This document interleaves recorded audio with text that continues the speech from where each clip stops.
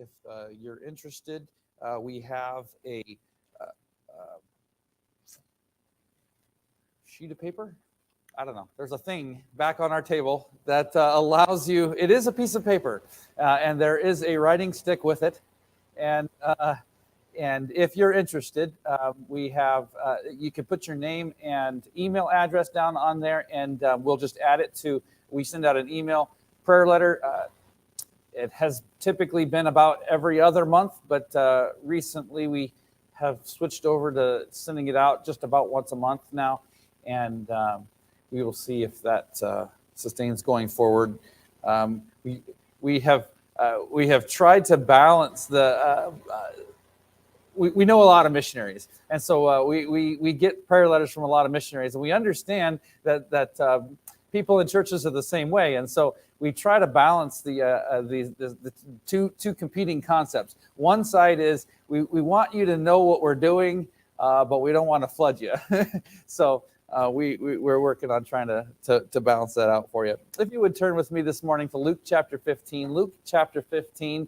I want to speak this morning to this concept that Christ gives us.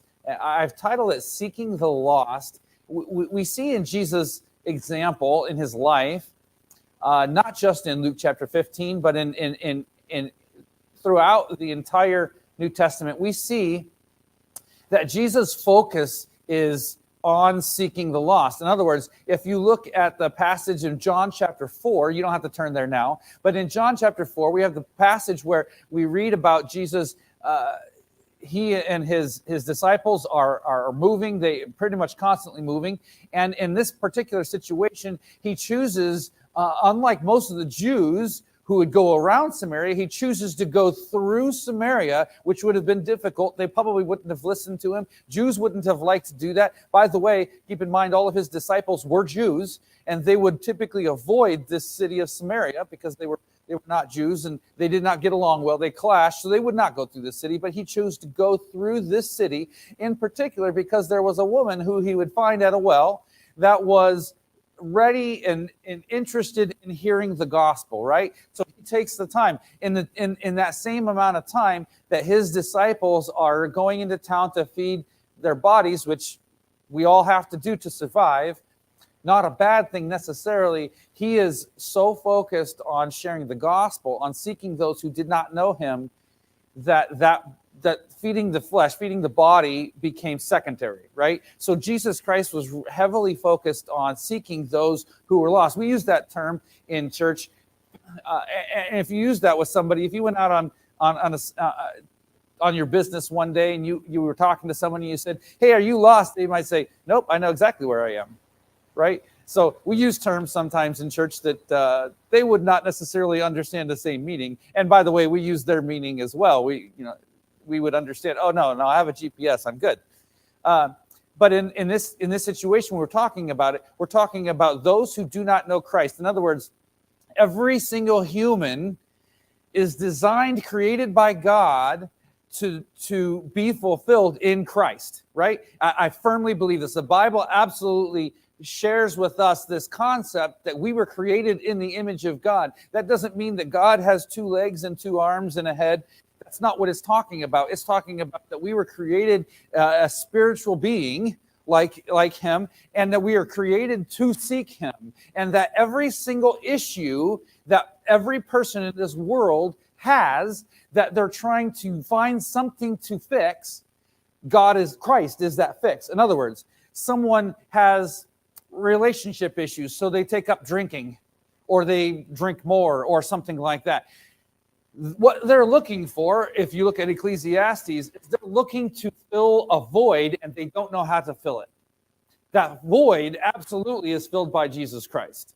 And if they can be found, in other words, we use that term lost, if they can be found, if they can be connected with Jesus Christ, that will fix this issue. Now, I am not saying that there are no Christians who don't find themselves drinking.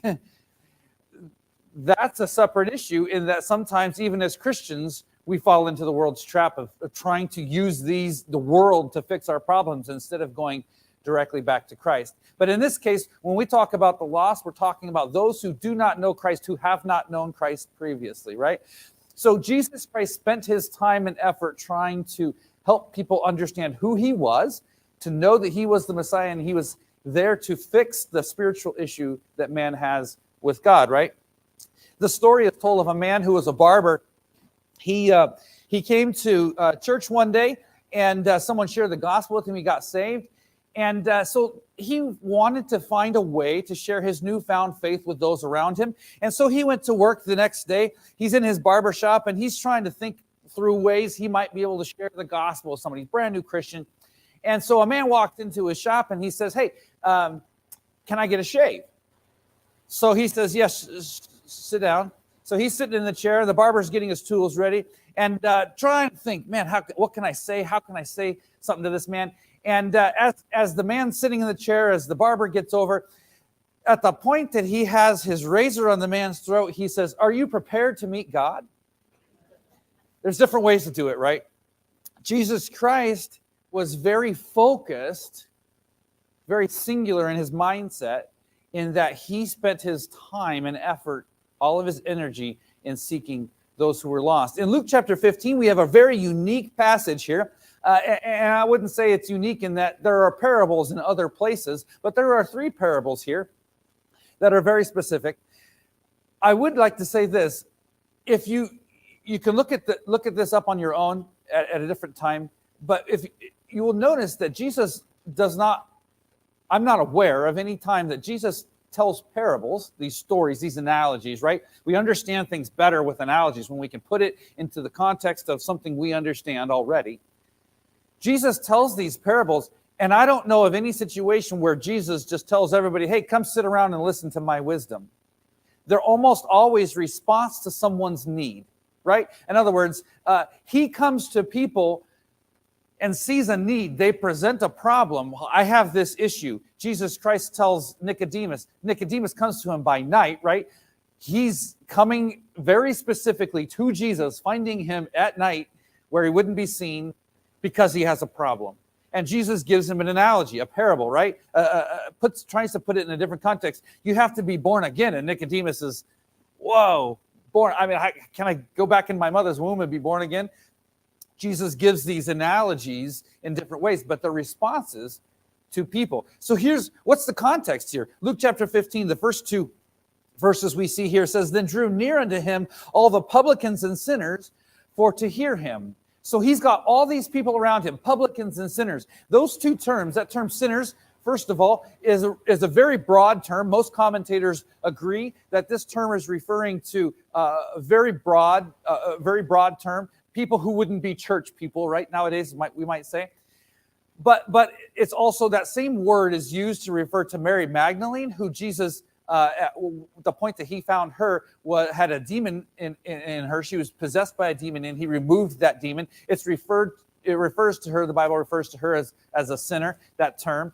So, in other words, Jesus has these people around him. We're not talking about, it's delineating the religious folks, the Pharisees and the scribes and the Sadducees and all those people from the others, everybody else, right? And they're just using that term sinners. The term publicans is very unique. If you remember the history of this place that we see in the Bible, but it's also secular history outside the Bible, we know that God brought in, or allowed to come down into what's now modern day Lebanon and Syria, just north of Israel. And then to the east of Israel, across the Jordan River, is now what's called Jordan, the country of Jordan. And in that area, God allowed from the north and just slightly to the east there, the Assyrian nation to come across and come down and take those nations, wipe those nations out, and essentially conquer them, right? And then from down in the south, Babylon had separated from Assyria, and what is now modern day Iraq, southern Iraq. Babylon came up to what is now northern day Iraq, to Assyria, took all these other nations.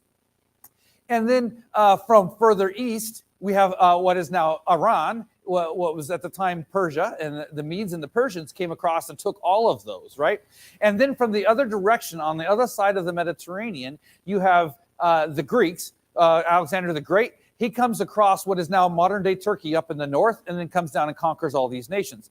And then from further west from the Greeks was the Romans. From Italy, they came across, took the Greeks, took everybody. And at this time now that Jesus Christ is speaking, the Romans ruled the world, the known world, right?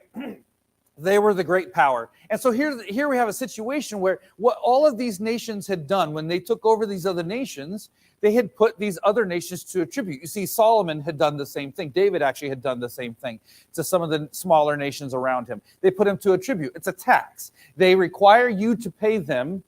And in fact, some of the later kings of the nation of Israel and of Judah chose to stop paying the tax. And for instance, Assyria came in and kind of recaptured them and then put a new king up who would continue to pay the tax. Well, the Romans did something a little bit different. From what we read in history, it seems that the Romans chose to do something slightly different. They took people from these particular nations. So in other words, a Jewish person, they would come in and they would hire them. They would offer to hire them. And they would say this: you collect the taxes for us, this tribute money, and you bring us the money. And then as your payment, you can take whatever is necessary over the top to fund yourself. In other words, your paycheck comes from whatever you take extra from these people. Imagine that was how we did taxes today. It's somewhat subjective, right? So what they would do, they would find themselves in, we see the situation with Zacchaeus. We see the situation with Levi or Matthew. When Jesus Christ comes to Levi, he's sitting at the receipt of custom, is the term that's used. He's a tax collector. And what he would do is he would set his table up. But he probably doesn't set it up in a dark alley somewhere. He sets it up in the most traveled place where everybody would be. Because as soon as that guy walks by that he hasn't seen for a while, he grabs him and he says, hey, you haven't paid your taxes. I need your taxes. So, in other words, the Jews would find ways to thwart that, right? Nobody wants to pay taxes. So they would find another way around. He would sit maybe in the city gate where it was very heavy traffic, or maybe outside the temple where everybody had to come. And in a situation, the Jews would find ways to get around so that they could avoid this guy. In other words, the tax collectors were the guys they avoided. It's probably not that much different nowadays. I mean, if you knew a tax collector, you probably wouldn't spend all that much time with them. I don't know. Maybe you do. I actually met a lady in a church that said she was an IRS agent, a tax collector, for 30-something years. That was maybe the first time in my life I've ever met a tax collector. But I imagine that the Jews were very good at avoiding these people, right? Not spending a lot of time with them. And then you have Jesus comes along, and he spends time with them. To the point that it says here in verse number 2, the Pharisees and the scribes murmured, saying, this man receiveth sinners and eateth with them. Jesus is eating with them, right? He goes and he spends time with Zacchaeus. He goes to his house and presumably eats with him, right? He spends time with these people. And the Jews are saying, wait a second, we have made a lifetime out of avoiding these people, and you call they called him master or rabbi or good teacher, whatever they called him. How could you be a good person? Because all the good people we know don't spend time with publicans and sinners. That's what we know. This is life. And so here's the situation that Jesus comes into. And here we have this term Pharisees and scribes. Real quickly, the Pharisees were a group of scribes. Scribes were, God had given the law to Moses. And over time, what's now known as the Torah and the Mishnah are those collections of laws that God had given. And what they had done was they had come to a point where they'd said, it's not good enough to say you can't do any work on the Sabbath, right? God said in the Ten Commandments, he says that the Sabbath day should be holy to God, right? And God had told them in more than that. He had said you should not work on the Sabbath day. If a person were to work on a Sabbath day, he is to be stoned. Very serious, right? So he says, you do not work on a Sabbath day. Well, then the Jews came to a point where they said, well, what's work? If you walk a mile, is that work? Well, what if you walk 10 miles? Does that work? So they had to come to a point where they said, okay, we got to decide what's work and what's not. So they decided in this Torah and Mishnah, they had come down and they boiled this all down, and someone did the research. They say, I somewhat trust them, that this is about 600 laws that they'd come up with, about 600. It's a lot of laws. But what it said was, you walk this distance, you're good. You walk this distance, you've now sinned. That was work, right? And so there's a lot of stuff for them to deal with. But here what these were, the Pharisees was a group of men called the scribes. And these men, their job was to write down the law. They didn't have copy machines like we have nowadays. And so their job was to sit there on a daily basis. They would come to work. It would be like the pastor hiring you to come to work 40 hours a week and sit in an office and write out the Bible. These people knew the law well. They were sometimes referred to as lawyers. If your neighbor came to you and said, hey, your fence is in the wrong place, you need to move your fence, and you said, no, I have the deed and it says all this, and here it lines it out, nope, it's in the right place, and he says, okay, I'm suing you for it. Who do you go to? You go to a lawyer who knows how to deal with these things. They know the law better than I know the law. So people would go to these Pharisees, the scribes, the lawyers, because they knew the law well, right? And here these lawyers come to Jesus Christ now, and they say, it says they're murmuring. They're not even willing to say it to his face, but he understands it. And they say, this man receiveth sinners and eateth with them. They're disturbed that he would spend time with these people. So now we have three parables. Jesus responds to them in three parables. And his purpose is for us, them initially, but for us today, to understand this concept. So he gives it to us in three different parables, three different concepts entirely. And first of all, he says, what man of you, in verse number 4, having 100 sheep, if he lose one of them, doth not leave the 99 in the wilderness and go after that which is lost until he find it? In other words, he knows that they know sheep. So he goes after sheep first. He says, the nation of Israel knew sheep, right? They knew sheep. And so he says this. He says, all of you, you knew they all had sheep. He says, okay, say you got 100 of them. If you've got 100 sheep and you realize one's missing, what do you do about it? And he reminds them here that would you not spend the time and effort to go find that sheep? You say, well, it's 1 in 100. I have 99 others. It's probably okay. But that's not how they viewed it. It might be considered money. It also might be, in a lot of ways, it might be food. It might be clothing, the wool. The Bible talks about that quite frequently. That the sheep were a part of their economy here, and so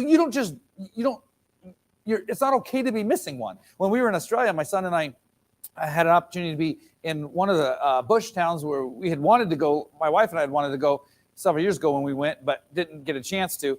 And then this opportunity came up, and so one of the pastors was supposed to go out there and preach, and then he couldn't because a couple of different situations. So he said, hey, can you go out there and preach the service for us on Sundays? So we went out there, and we stayed with a family who lives on a ranch, and it's pretty, this little town is basically surrounded by ranches.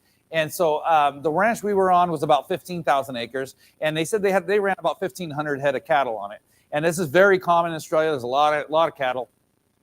And one of the things I said, we were I'll try not to get too political here, but suffice it to say that, well, I spent 20 years in the Army. I like guns, okay?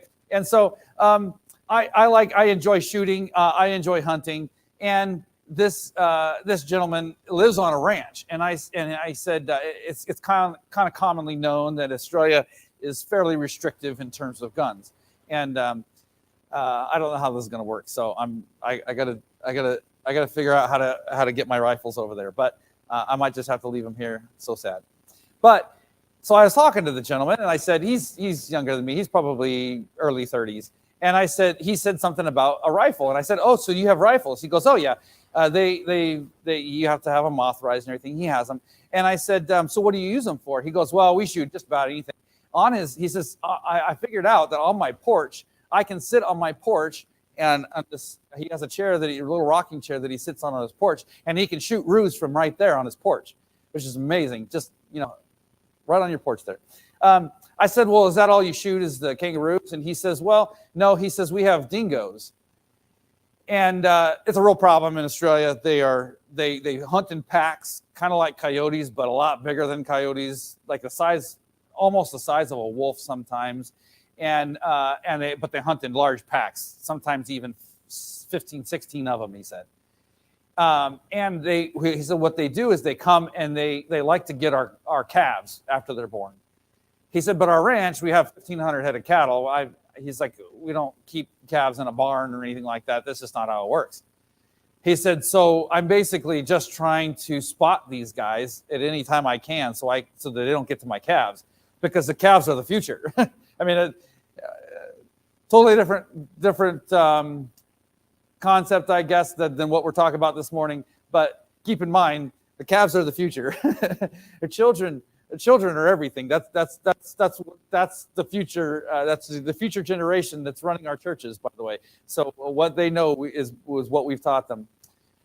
And he says, but I have to protect my calves. I will not let one of my calves go. He says, and sometimes I've gone out there and I've seen dingoes circling. He says, and so I just get out the shotgun and just start blasting because I can't have them touching my calves.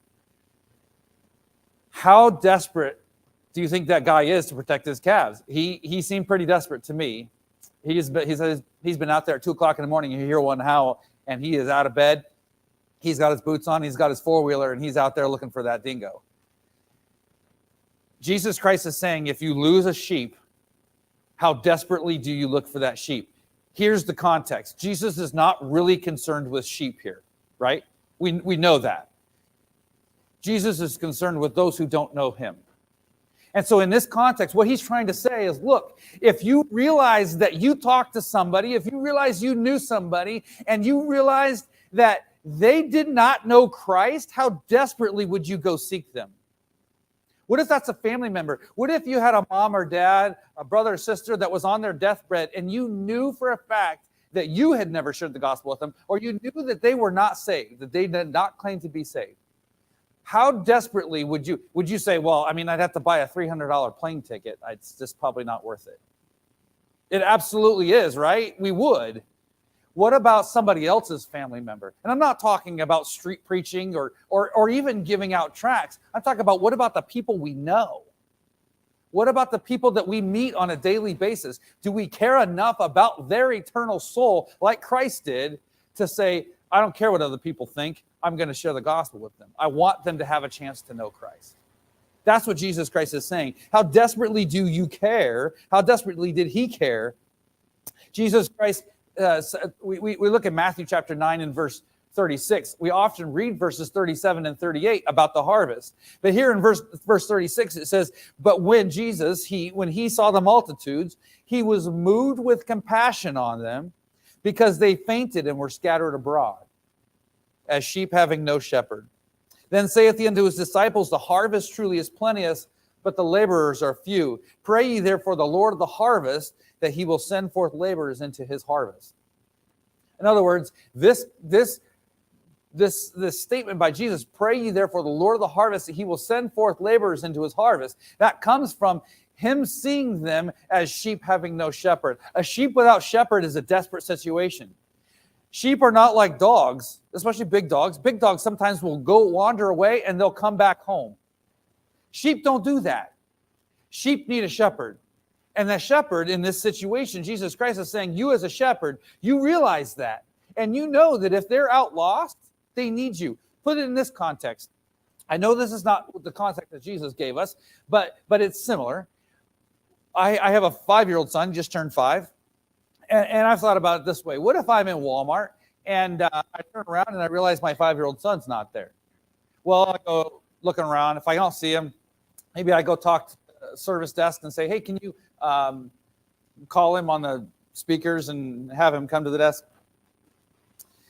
If 2 days later I still have not found my 5-year-old son, what do I say?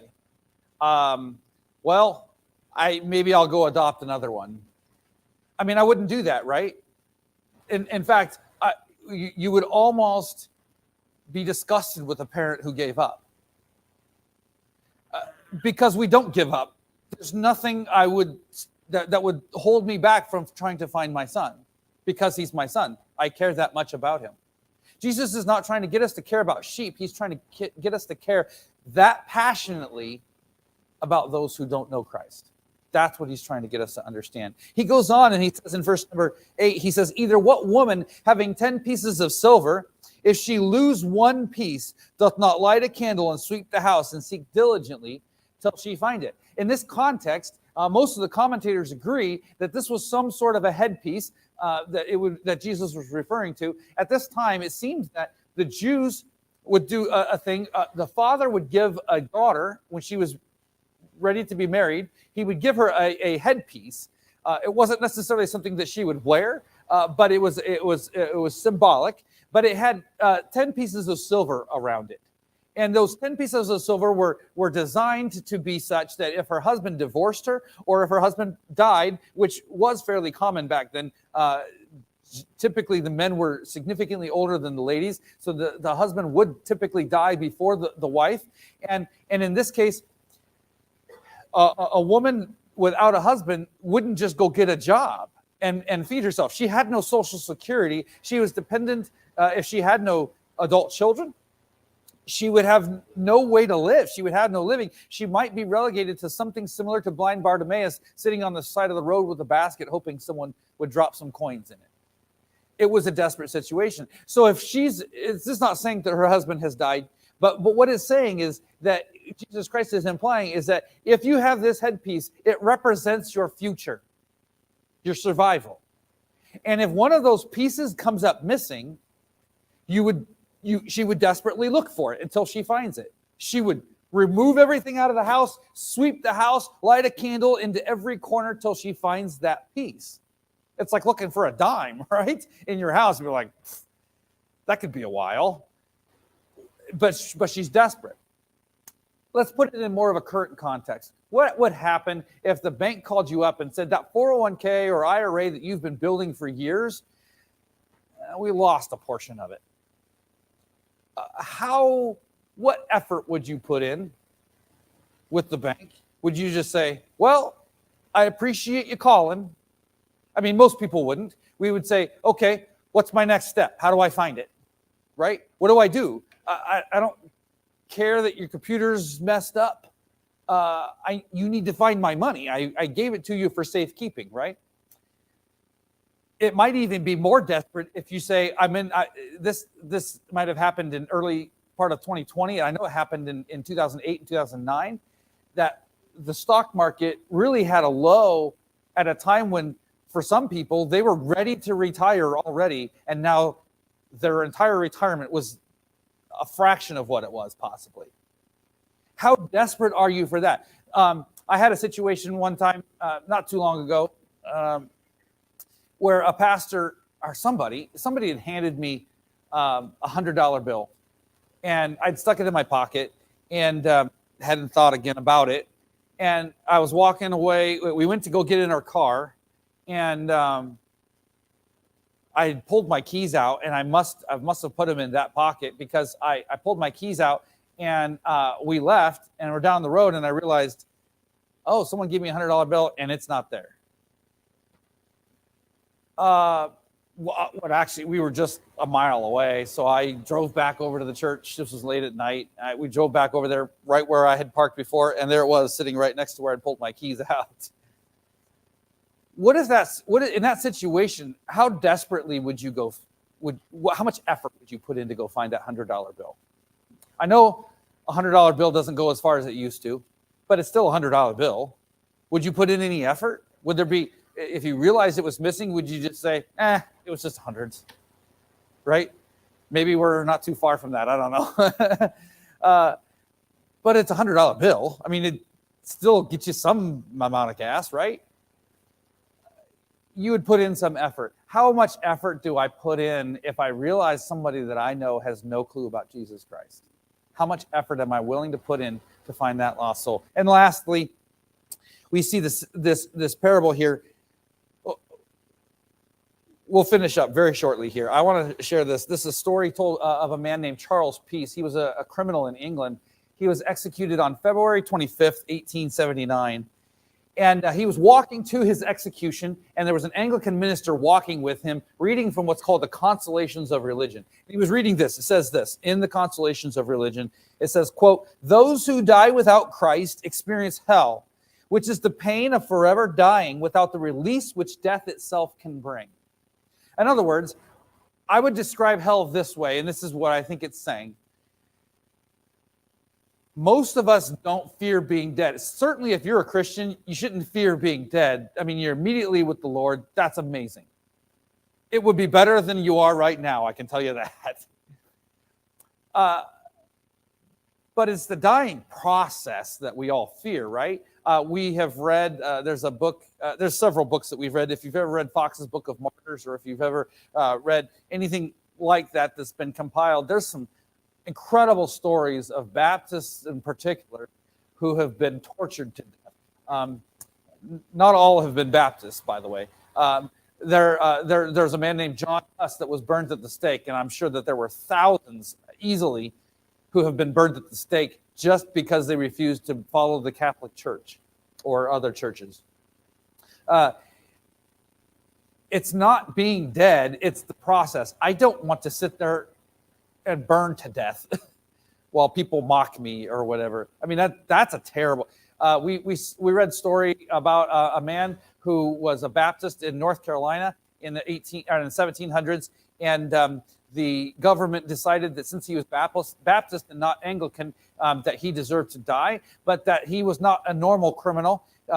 Being a Baptist was a special criminal, and so that he needed to be hung until he was almost dead. Then they brought him down, and then while he was still alive, in front of his family, took all of his insides out and burned them in front of him. I mean, I don't want to go through that process. Imagine hell is the process of dying for all of eternity. It's an incredible thought. We're not talking about hanging out with friends, right? This is the process of dying. This criminal, Charles Peace, he responded this. He said, "Sir, if I believed what you and the Church of God say that you believe, even if England were covered with broken glass from coast to coast, I would walk over it if need be on hands and knees and think it worthwhile living just to save one soul from an eternal hell like that." In other words, what he realized was, if we truly believe what the Bible tells us about hell, we would have no limits to sharing the gospel with people. We would not say, well, he doesn't really look like someone that's interested anyway. Or what are they going to think about me? Or any of these limits that we put in our own mind.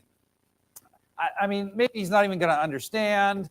Maybe he's going to laugh at me. We have all these reasons why we don't share the gospel with people. He was reminding us that if we truly believe what the Bible says about hell, we would have no limits. Lastly, and I want to wrap up with this, that we have the story of the prodigal son. Someone once said that we really kind of focus on the son here, but in the first parable, it was really about the shepherd who was seeking the sheep. And in the second one, it was about the woman who was seeking the coin. And I think really this parable, this third one, is really about the father seeking the son. The son gets himself into all kinds of trouble. He asks his father for his inheritance, which his father wasn't even dead, so he shouldn't have even given it to him, but he gives him some sort of form of money, and he takes it with him to a far country, and he wastes it on riotous living, is what Jesus Christ says. And he finds himself in a situation where he has no money, he has no way to eat, and so he comes to a point where he says, I need to figure out how to eat. So he goes and joins himself to a man feeding swine. Now, keep in mind the context here. He's talking to Jewish people, not allowed to touch swine, right? This is not my context. My context is American. We like ham and pork and bacon. They did not like that. That was absolutely, utterly no-no. Not only that, even further context. Remember who he's talking to, who his parable is. They're not just Jews, they're the lawyers. They're the Pharisees and the scribes who knew the law well. And they would be particularly disgusted by this. And he says, not only is he in a point where he's feeding swine, but he's so hungry, he would eat after them. That's pretty hungry. There's a lot of things I might eat after. We used to terrorize before we were married, my brother-in-law and I used to terrorize my wife's dog. And she used to get real upset if you get anywhere near her food. And so we would act like we were eating her food, and she would get real upset. And I'm pretty sure there were situations where we sort of ate after the dog, maybe. I don't know. That's even pretty disgusting, to be honest, if you think about it. But after pigs, I mean, there's not many more disgusting things in the world, right? At least as far as dirt goes. And yet he is prepared. He would find himself in a better situation than he was now to be eating after the swine. That's a bad situation. And Jesus Christ says he comes to himself and he realizes my Father's servants live better than I do right now. I would rather be a servant of my Father's. And so he goes back, and what does the Father do? In verse number 20, it says he arose and he came to his father. It says, but when he was yet a great way off, his father saw him and had compassion and ran and fell on his neck and kissed him. The father did not care what he smelled like.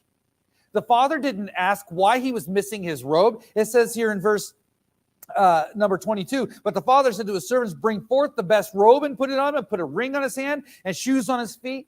He didn't ask the questions. Why is that ring gone? I gave you a ring. How come you have no robe? How come you have no shoes? He didn't ask those questions because he was his son. In other words, I understand that a lost person may not be my physical son on this earth, but Jesus Christ treats them like they are. And he wants them to come to a point of recognizing that and be in eternity with him. And so we need to treat them the way that Christ treated them. We need to see them a great way off. It's very common that we, especially nowadays, and it's much more common if you go into the city, everybody wants to be social, right? They live in the city, they got people on top of them, and it makes them feel better, I guess. They pack themselves into these trains and buses, and it's insane to me. I don't understand it. I can't do it. But they do this, and then they put on their ski cap and sunglasses and earbuds so they can't hear anything. And then, in the last 2.5 years, they put on a mask as well and block everything out. This is what we do in the world. We want to be on top of each other and then block everybody out around us. Social media is absolutely oxymoronic in its term because we have found new ways to avoid people. And yet, as Christians, I think we sometimes fall into this trap. We have our head down. We're not looking a great way off. We're not seeing that this person is in desperate need. And I've read so many stories, talked to people, have had people come up to me and tell me their story and say, one guy told me, he said, I was walking to this bridge. I was going to jump off. I'd known this bridge for years, and I knew it was the best place that I would make sure I was going to hit the water and die immediately. He says, I'm walking to this bridge, and I was a block away, and someone walked up and said, hey, have you ever heard about Christ? I can tell you more about him if you're interested. I talked to one man. He said, my story is such that, he says, I was in my room. I was so desperate. I had a pistol to my head, and I said, one last thing. I said, God, if you're real, you need to show yourself to me. And someone knocked on the door. He said, I was frustrated. I thought, man, who's knocking on the door right now? He says, they knocked again. In fact, apparently on the other side, the guy said, I never knocked 3 times. And just for whatever reason, I just decided to knock 3 times. He knocked the 3rd time. The guy says, I put the pistol down on the bed, and I'm like, man, I got to at least deal with this first. And it was a guy wanting to share the gospel with him. God does that because he cares about that soul. Do I care about that soul the same way he does? That's the question. One last story, and we'll be done. This is a story told by a missionary in Africa. He said he met a woman whom he shared the gospel. She got saved. She was blind and could neither read nor write. And so he says that one day she came to him and she said, hey, could you give me a copy of the Bible in French? And I want you to find John 3:16, mark that page, and then highlight the verse for me. He did that. He says he gave her the book and the Bible, and he said he was curious what she'd do, so he followed her one day. And so she goes over to the school where the young men are getting ready to get out of school. And she sat on a little chair on the porch and she waited. And as soon as the boys would come out, she'd grab one by the arm and she would say, "Do you know how to read French?" When he would respond with yes, she would say, "Read this verse." She goes, "Can you tell me what it means?" And she would explain John 3:16 and the gospel to these young men. The missionary said that he knew of at least 24 of those young men that she led to the Lord who became pastors. And she was blind and could neither read nor write. But she found a way. So often it's the other way. I find ways not to share the gospel because there's all kinds of reasons in life. But Christ is looking for us to find a way. So how much do I care about seeking the lost like Christ did? Do I go out of my way? Do I miss a meal while sitting on a well trying to share about the living water? Am I willing to? How much do I care about seeking the lost? Let's pray. Dear Heavenly Father, we thank you for your example that you've given to us. Lord, we struggle with this idea. We live in a world that really rages against you, Lord. It really has become very much more evident in the last few years, Lord, even those who are with you and those who are against you. We have come to see very clearly that our governments are not thrilled with the idea of us sharing the gospel. And sometimes we bend to that. Our workplaces often try to convince us not to share the gospel. I know of people who have been fired from their job because they shared the gospel. Lord, help us not to bend to that. That's Satan working his power in this world, Lord, and we do not want to bend to that. We know that you are more powerful than he is. Lord, I pray that you'd help us as Christians to see the need and not care about our physical well-being. Lord, you can provide another job. You can provide another way of taking care of our needs. We trust you in that. Matthew chapter 6 tells us that we just need to trust you, Lord, and you will provide those needs. Lord, help us to be bold. Paul the Apostle, maybe one of the boldest people we could possibly think of, and yet asked for prayer for boldness, Lord. I pray that you would give us boldness to share the gospel with those around us, not willing to just let them slip off into eternity in hell, Lord, but be passionate like you were at seeing that they were sheep without a shepherd. They need you, Lord. They need that fix in their life. I pray that you would burden us individually, Lord, that we would come to a point of being ready and willing, prepared to share the gospel with those around us. Help us to find ways, maybe unique ways to us, maybe unique ways to our area, to share the gospel and not let so many of these people go into hell without ever hearing the gospel. I pray that you would burden our hearts, Lord, in this area. And I pray all these things in your name.